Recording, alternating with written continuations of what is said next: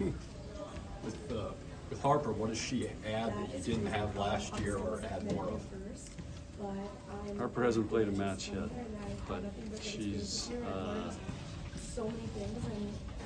Harper is learning how to carry a 6 rotation load at this level, which is hard to do. But she's shown signs that she can do it. Now she's got to be able to do it every day. And like I tell her all the time, she's got to go back to back in the Big Ten. The ABCA polls came out yesterday. You guys were ranked 5th, tied for 5th. Is that something you pay attention to at all? No. Last year we were number 1. It means nothing. It's a bunch of coaches voting on it, and they're in the middle of 2 days. So I don't think anybody really pays attention to it. How have you gone about kind of managing Kennedy's workload during this first couple of weeks of practices? She's done everything. So she just went the longest of anybody today. So she's the setters. They put in the most work of anybody because they've got to do everything plus set, which we got to find time to give them extra setting reps. And right now with our schedule, we're not bringing them in early. Starting next week when school starts, we'll bring them in early to give them reps. So now we have to stay after usually and do it. So they just need as many reps as we can possibly give them. So the setters really have to grind. But yeah, she's been able to go full bore. She was just early on. She just had a little deal and was out for maybe half a practice or so. I think the first day you guys were here. So, but yeah, she's been full go. What do you hope to learn or gain from the scrimmage this weekend? I want to see high-level volleyball and see us compete. We're going to try to make 2 even teams and let them go at it. These guys love to compete, so I want them to now do it in front of 8,000 people. Are you just going to play a regular match? Yeah. Have you already split up the teams, or are you still waiting? No, I haven't split them up yet. Yeah, usually I'm like up 1 or 2 though. Andy said Caroline is someone that's surprised her with the growth that she's made. What have you seen from her, and how's it been helpful having a veteran like Merritt there helping her along?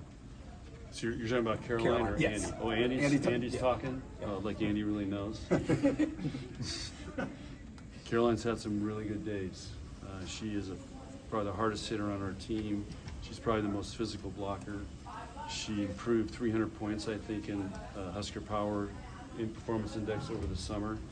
So she's doing some things that one of the reasons we wanted to recruit her, because it's hard to find players that can hit the ball and be that physical.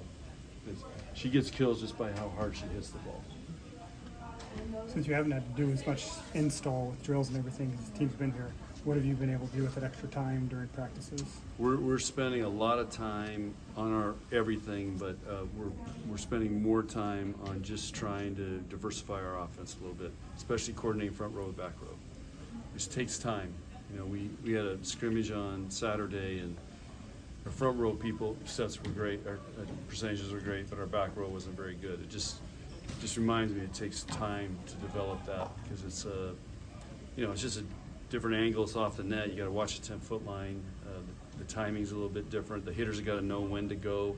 A lot of times that's in transition, and they may be on the ground or whatever. So we're just really trying to work hard on incorporating or balancing, or whatever you want to call it, connecting on front row and back row attacks, especially when we're in 5-1. That's what we spent a lot of time on. Otherwise, it's fundamentals. Have they made progress with kind of those developing that timing and the different shots? We'll find out Saturday night.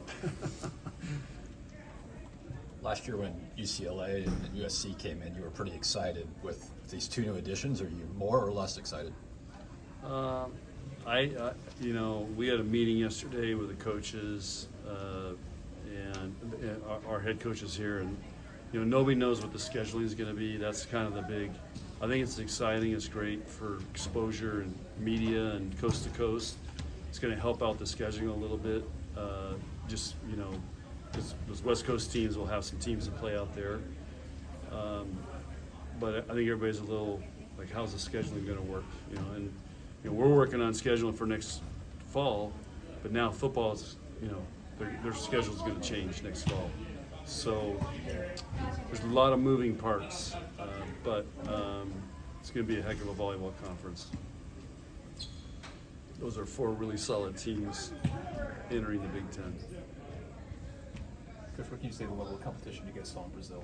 Just, you know, seeing an overseas team, and what have you learned from that? Well, we had 4 really good matches, really high level, and what you want on that trip is to, you know, have your team get pushed. We definitely got pushed. We happened to win all 4 of them. A lot of them were 2-point games, which is great. This team learned how to win those. We won a great 5-game match against a military team, but I mean, it was high-level volleyball, really, really good. So that's one of the things we wanted out of that trip, was to be pushed. You know, I look at some of the basketball scores. I'm not sure they got pushed very hard. So, but we wanted to get pushed, and we had, like I said, 4 really strong matches, or really good teams. They're U19, U21, and the military team. So that was a great week playing those guys. Given what kind of the freshmen have seen through the spring and that Brazil trip, are you worried about how nerves may impact their performance on Saturday? I'm not worried about it. I know they'll be nervous, and maybe not as nervous as playing in the stadium. That's the one I'm a little worried about, because I just think nobody's used to that, not even our older players, and there's just so much hype, and it's going to be electric, and that's the one we're going to have to really work on. But the Red-White, I think once we get going, I think those guys are going to be fine. They just want to compete. Are you tracking the weather for the 30th yet? No, I'm not. I just know it's going to be hot this weekend. That's all I know. So I want to try to rope Sunday, so hopefully it's not too hot. Got rained out last Sunday. So anyway, that's the only weather I'm checking. Is Sundays afternoons when I got a break. So. Have you already started trying to mentally prepare the girls for what's to come on volleyball day in Nebraska and the emotions that are coming? No, not yet. We'll wait till we got 3 matches before that, so we'll wait. But there's a lot of talk about it, and there's a lot of preparation going into it, and they're doing a photo thing tonight for it. So I mean, they're aware of it, but we know we got 3 matches before that. Have you found it difficult at all, kind of just to keep their focus on those matches and the task at hand? No, these guys are dialed in. As we said, they're locked in. Are there any plans to practice outside of the first 3 matches? Probably. Yeah, we practice. We play on Wednesday, I think. Yeah, we'll practice on Tuesday. So yeah, we got that, and we'll practice. I think pretty close to the same time we'll play. So that'll be nice. After a week of practice, what position do you anticipate will be the toughest to decide who's going to play? I don't know. That's a good question.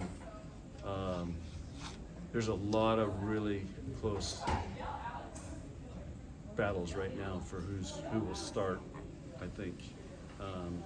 I really couldn't tell you right now. I mean, I think Red-White's going to show us a lot. That's kind of going to be, I think, the first really big test for these guys. Who have been your best servers so far through camp? Probably Bergen. I think if we look at stats day to day, she's probably our best. Final questions? All right. Thank you. Okay.